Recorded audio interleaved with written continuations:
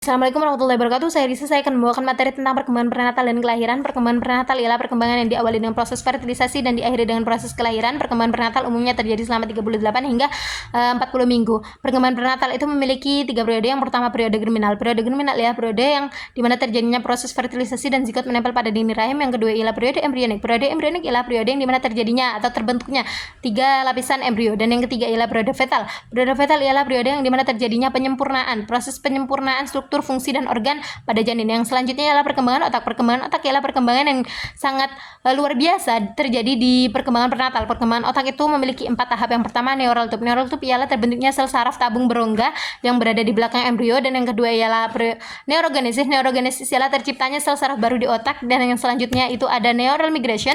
Neural migration ialah berpindahnya sel saraf ke tempat yang sesuai dengan fungsi, struktur, dan level yang sesuai. Dan yang keempat ada neural connectivity. Neural connectivity ialah terbentuknya hubungan antara sel saraf satu dengan sel saraf lainnya. Selanjutnya ialah teratogen. Teratogen ialah suatu hal yang berpotensi menyebabkan kerusakan kelahiran dan mengubah hasil kognitif dan berlaku secara negatif.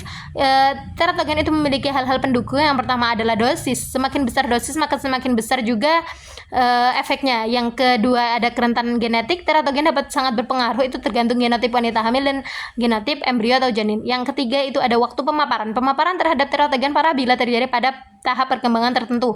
Selanjutnya itu ada macam-macam teratogen, ada obat resep, non resep, obat psikoaktif, ada kokain, ganja, heroin, golongan darah yang tidak cocok, radiasi lingkungan, bahaya lingkungan seperti radiasi limbah, radiasi sinar X, penyakit genetik, sifilis atau AIDS atau HIV, nutrisi ibu, usia ibu yang mencapai 35 ke atas, emosi dan stres ibu.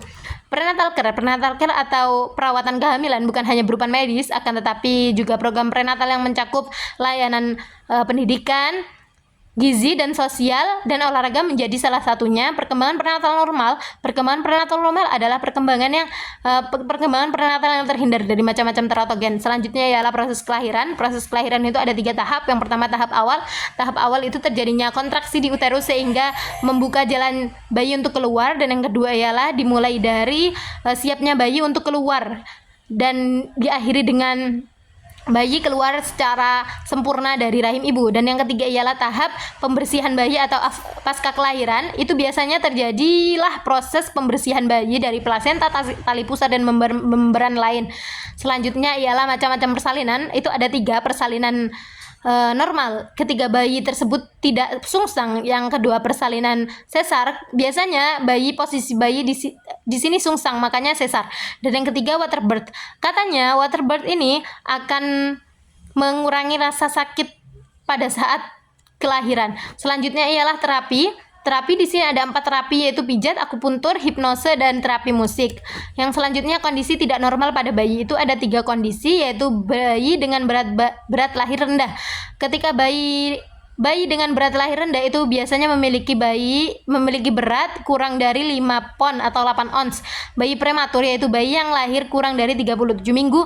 Bayi kecil untuk masa kehamilan yaitu bayi yang memiliki berat tidak normal yang terjadi pada kehamilan tertentu. Selanjutnya periode pasca persalinan, ada penyesuaian fisik. Biasanya wanita setelah melahirkan itu memiliki fisik terbaru. Maka dari itu seorang wanita harus menyesuaikan atau menerima keadaan tubuhnya. Yang kedua yaitu penyesuaian emosional dan psikologi. Biasanya wanita melahirkan itu memiliki perbedaan emosional ketika dia sedang hamil atau setelah melahirkan. Yang kedua ialah membentuk ikatan atau bonding. Sebaiknya orang tua harus menciptakan bonding untuk di antara anak dan orang tua, seperti itu. Sekian dari saya. Wassalamualaikum warahmatullahi wabarakatuh.